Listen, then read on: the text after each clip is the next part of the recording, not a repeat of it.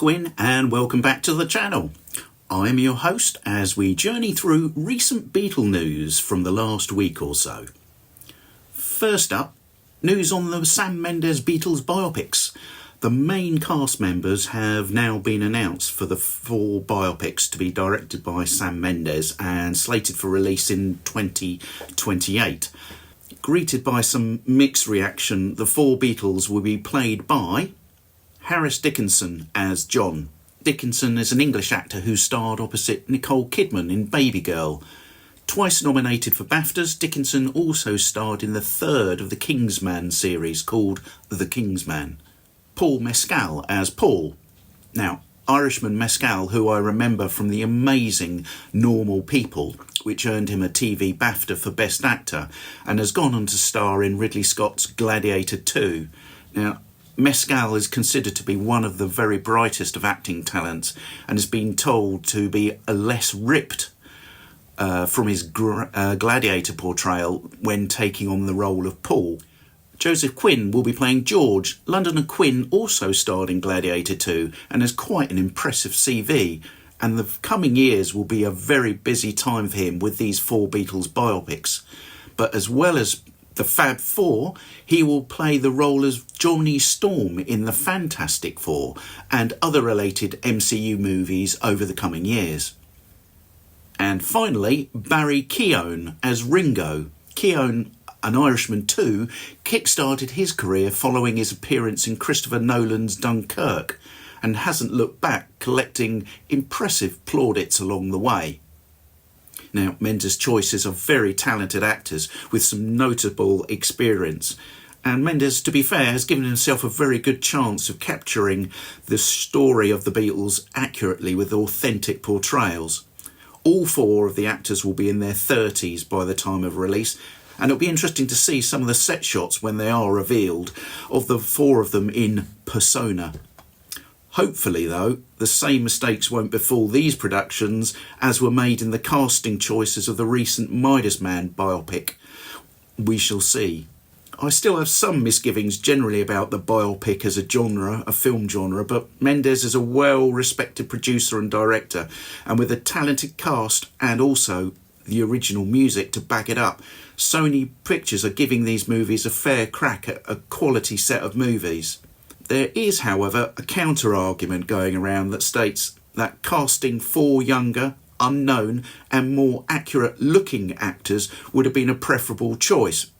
But the choices have now been made and time will tell.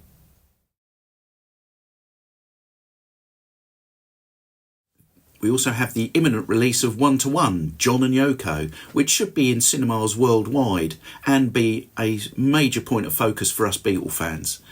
Remember to check out your local cinema for screening options and get along and see it. The movie is directed by Kevin MacDonald and Sam Rice-Edwards and features the John and Yoko story in New York City of the early 1970s as they make the city their home and engage in political activism, climaxing in their participation of the only full post-Beatles concert that John took part in.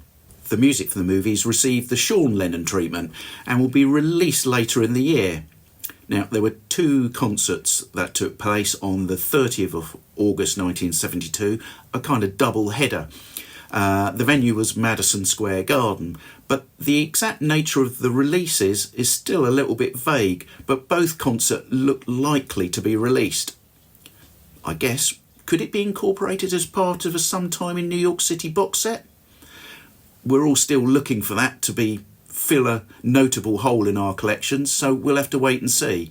But whatever, get set for a vinyl, CD and streaming option to be made available, and for the concerts themselves to be released as well later in the year. Obviously, the precursor to these releases will be the 4-track EP, Power to the People, which will be released for Record Store Day. And good luck to anybody who's going to be attempting to get their copies on April the 12th. Very best of luck.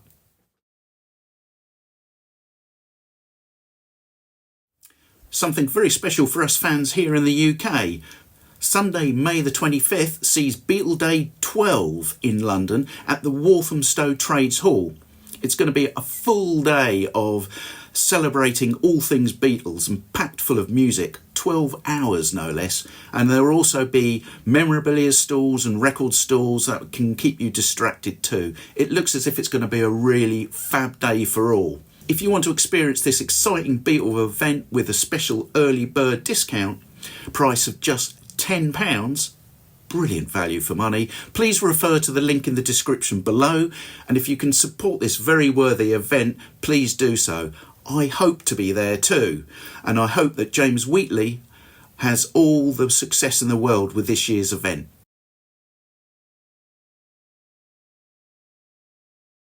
Also now on the release schedule are 5 more SHM CDs from the McCartney back catalogue, and an interesting selection they make too.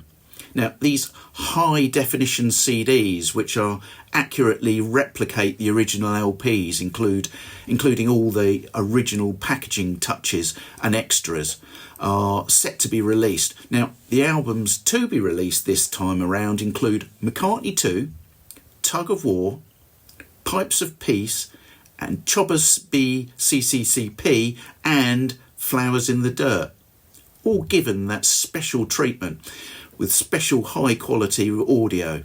And if these releases float your boat, you can pick them up for about 20 quid a pop.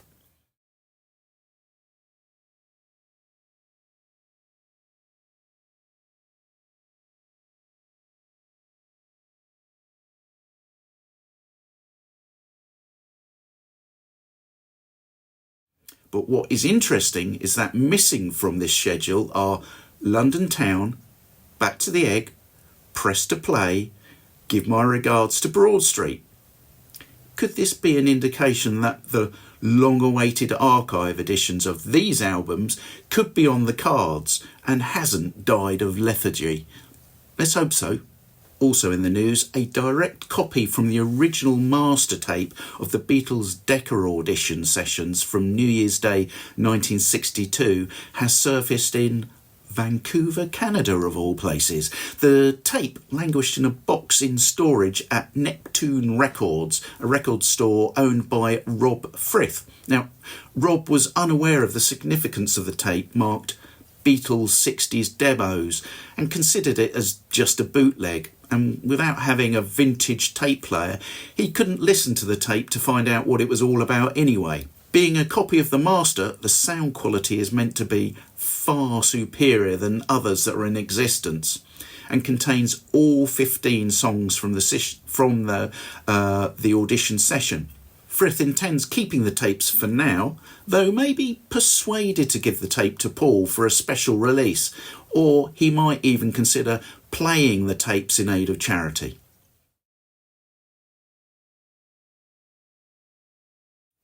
In book news, David Sheff has released his biography of Yoko Ono. Sheff, who interviewed John and Yoko months before John's murder and maintained a pretty close friendship with Yoko over the years, details the remarkable life of Ono, from her wealthy upbringing, through her artistic career, her life with John and beyond. Published by Simon & Schuster here in the UK, it's available at all good bookshops and probably some bad ones too.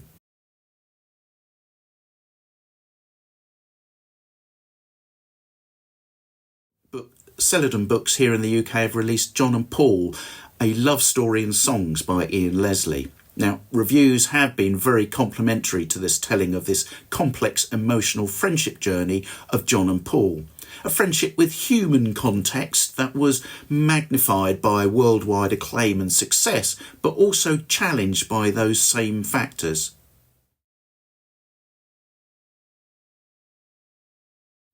Adding to the speculation that Apple has planned an anthology extravaganza set for later in the year, a reprint of the anthology book, marking the 25th anniversary of the original documentary being released on TV, has been announced for the 20th of November 2025. Now, this was a topic that we touched on the recent Revolver Round Table, and other commentators have also predicted that an expanded and enhanced anthology may be the autumn release later this year by Apple.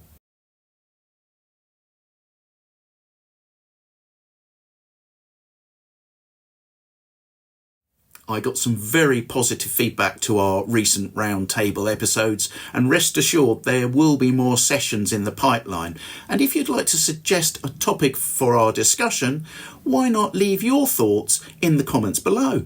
If you'll permit me to add a personal note, I'd very much like to thank everybody who over the recent weeks has dropped me a line or sent me a message sending me wishes, as I'll soon be embarking on my treatment for prostate cancer. As I said, my prognosis is actually pretty good, and I'm very grateful and humbled by the support I've received. Thank you all very, very much indeed. I'd also like to give the proverbial nudge to those of you who enjoy the content here on the channel and have not yet subscribed. If you could please consider pushing that button, it would be very much appreciated. There's going to be tons more content to follow, so please join me again next time. But until then, bye for now.